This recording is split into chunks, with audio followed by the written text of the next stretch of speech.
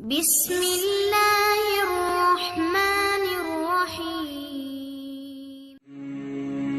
حضرت ابو ہریرہ رضی اللہ عنہ بیان کرتے ہیں، رسول اللہ صلی اللہ علیہ وآلہ وسلم نے فرمایا، کیا میں تمہیں ایسا عمل بتاؤں جس کے ذریعے اللہ خطائیں معاف کر دیتا ہے اور درجات بلند کرتا ہے؟ صحابہ نے عرض کیا، کیوں نہیں اللہ کے رسول، ضرور بتائیں۔ آپ صلی اللہ علیہ وآلہ وسلم نے فرمایا، ناگواری کے باوجود مکمل طور پر وضو کرنا، مساجد کی طرف زیادہ قدم چل کر جانا اور نماز کے بعد دوسری نماز کا انتظار کرنا، یہی سرحدی چھاؤنی کی حفاظت ہے۔